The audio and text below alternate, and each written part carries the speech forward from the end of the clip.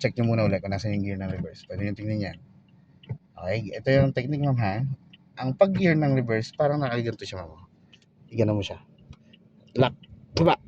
Yun, ganun ang technique niya. Ulitin mo. Pag kaliwa naman, dito ka naman sa kabila. Yan, palak. Okay, ganun mo. Diba?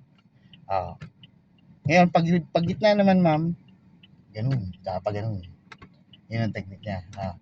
Ayan. Ngayon, basta ito, kailangan mo siya igitna mo. Dadaan mo siya sa gitna. Huwag yung direct. Tingnan mo yung kaliwa ko. Lock, di ba? Lock yan. Gitna. Babatok. Babatok ko. Kanan. Lock. Tas. Di ba? Lagi may lock. Para hindi ka mabis yung kamay nyo. Reverse. Pabaliktad. Yan. Hawakan nyo yung ano. Yan. Yung. Ngayon, tingin din sa labas. Doon sa mismo sa labas. Ito. Dungawin nyo to. Dungo. Kailangan nyo dungawin yan. Anong side to? Right side. So, ibig sabihin, dito tayo mag-manobra ang tao dito. Kasi babalik tayo sa babae. Anong turn na manibela mo para ilagay mo yung likod ng sakyan mo dito? Anong turn? Kasi babalik tayo sa babae. Kanan. Anong turn? Kanan. Subukan nyo. Full right. Go. Todo. So, nakahangin tayo, naka-reverse tayo ha. Pwede nyo bitawan yung preno nyo. Pero pa ipit-ipit lang. Doon kayo tumingin sa likod, ipit-ipit lang. Sanayin mo yung preno mo. Ipit. Huwag yung bigla, may bigla ako. Release ulit. Huwag rin yung biglang release. Yan yung sinasabi ko. Kailangan ganyanin mo yung preno mo. Ipit-ipitin mo. So, tulungan mo yung release ng clutch ng konting-konti lang. Konti lang ha. Konti lang ang release ng clutch. Angat po ang konti. Pag naramdaman mo umandar, okay na yun. Yung preno, pakawalan to ha. Yan. Pakawalan. Steady ang clutch ha. Preno. Tapakan mo yung preno. Konting release ng preno. Konti lang. Yan. Preno ulit. Ano napapansin mo? Preno tinitimpla mo, di ba? Pero yung clutch mo nakahang lang yan. So, naka-biting point lang yan. Konting release ng preno. Yan, diyan ka magtimpla sa preno. Tapos tingnan mo, obserbahan mo yung harap. Nagle-level, di ba? Pag nag-level, stop ka. Ayun. Balik mo sa gitna mo na bela mo. Isa.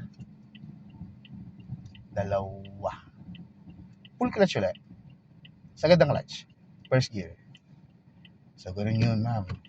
Nakita mo yung technique niya. Naka-biting point ka preno para mas makuha natin yung tamang preno. Pakawalan mo muna yung preno. Hindi ka nakahanging. So, tanggalin ang hazard. Ito, ma'am. Signal light on left, down. Ano yung lane ang kukunin nyo dyan? Itong sa mas malapit. Ulit. Anong lane ang kukunin nyo dyan? Kanan. So, dito, anong lane ang kukunin mo dito?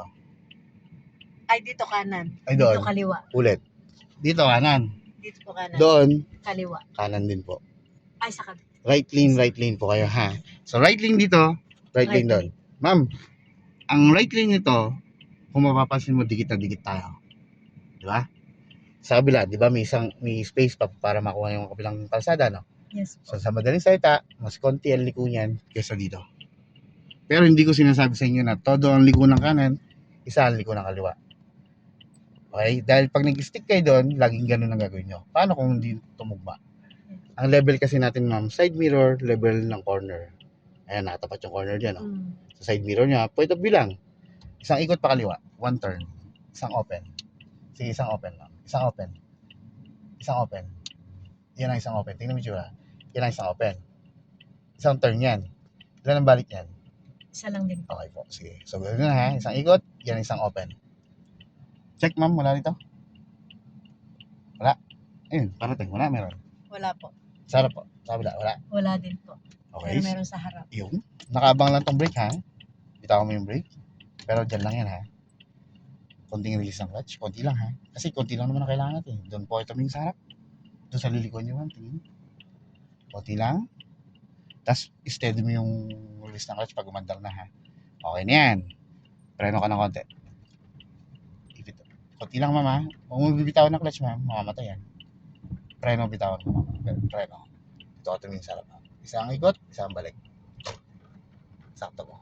Yan. Sakto lang po. So bitaw mo na yung clutch mo parehas. Tsaka yung preno mo. Okay, bitaw na ang clutch. Bitaw na po yan. Just po na konti. magsiship ka ng 2. Hindi mo kailangan mag-gas kasi pababa naman to eh. Pero bigyan mo siya ng konting buwelo. Konti lang. Bigyan mo ng gas ng konti. I-timing mo ma'am sarili mo magtuto ka. Okay, timing mo muna dito sa gitna. Okay, gas ka ng konti. Angat ang paa sa gas. Relax ang kaliwa ha. Angat. Clutch. Segunda. Gitna. Kaliwa. Baba. Release ang clutch. Okay, so ngayon, bababa tayo. Sarayin natin yung preno mo nito. Lagay niyo yung paa niyo sa preno. Ayun o, parang ano siya eh, parang pigil siya bumalik ng preno. Lagay niyo yung paa niyo sa gas. Lagay niyo yung paa niyo sa preno. Ayun o, parang nag-aalanganin kayo bumalik ng preno eh. Ulit. Ilagay yung paa sa preno. Ayun. Okay. Ipitin mo yung preno mo ng dahan-dahan, pero hindi ka mag-i-stop. Pakiramdaman mo lang. Nararamdaman niyo? Mm.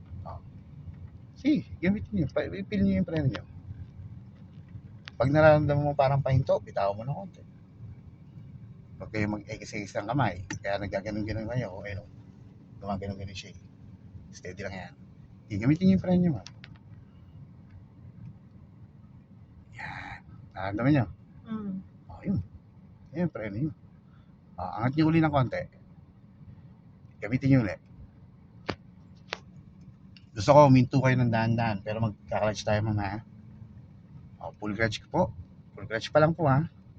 Mag-brake po kayo ng dahan-dahan. Sakto. Yun. Okay. Ayun o, may kagat eh. Naramdaman niyo yan? Huwag niyo bibitawan ng clutch nyo ha. Preno bitawan niyo. Ulitin niyo yung preno niyo. Okay, pitin niyo ng dahan-dahan yung preno niyo. Gusto ko yung smooth. Hanggang dulo ma'am. Walang, ayun, may bounce back. Ayun, may bounce back po. May bigat. May bigat pa rin po. Okay, ulit. Ulit-ulitin mo yan.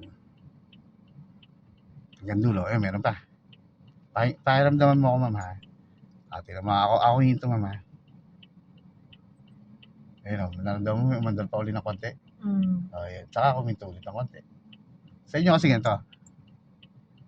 Ayan. Ayun o. Pwede mo naman ipitin, tapos para pakawalan mo ng konti, para makontrol mo yun. Kasi ganoon ang gagawin mo sa mga traffic.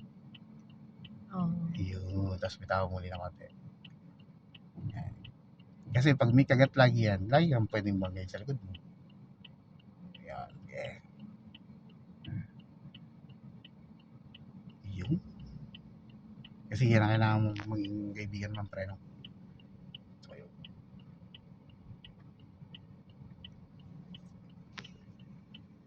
Okay.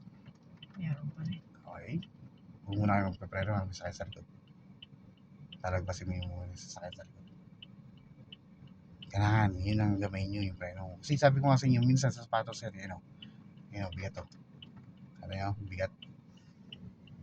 Pakiramdaman nyo mabuti yung preno nyo. Kasi, pag kaya na yun na mabigat, ibig sabihin nun, ma'am, pwede kayong banggain na nasa likod mo. Kailangan, pag-aralan mo yung preno. Dahil yun ang kailangan mo maging kaibigan ng preno. Tapos bitaw mo ulit. Pwede mo bitaw ulit. Yun! Yung sinasabi ko. Tapos ipitin mo ulit. Tapos bitaw mo ulit. Nakita mo? Pwede yun. Kasi ganun ang gagawin mo mamaya eh. Okay? So, mag-full stop tayo ng dahan-dahan. Ikaw huminto ng dahan-dahan. So, smooth ha.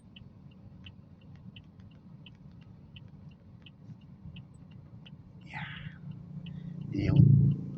Kung masyadong didinan muna. Yan! Nadali mo! Konti pa. Tapos, konti angat lang. Tapos, break mo ulit ng dahan-dahan. Kasi ma'am, kung gaano kalaki ang angat mo, ganun lang din ang ibaba mo eh. Ayan, bumaba ha.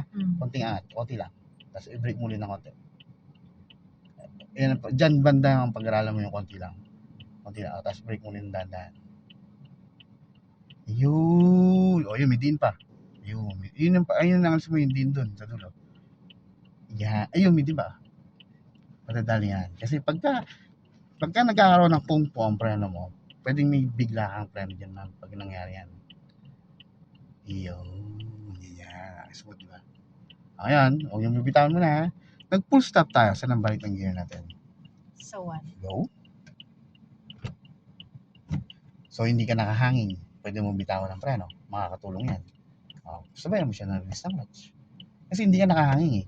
Pero ano sinabi ko sa inyo pag first gear, ano dapat ang release? Di ba dapat dahan-dahan? Dahan-dahan. So, may bigla siya, kaya siya bumigla. eh okay lang kasi pababa. Pero dapat, sanayin nyo pa rin. Dahan-dahan pag first gear, no? Mm. And that's so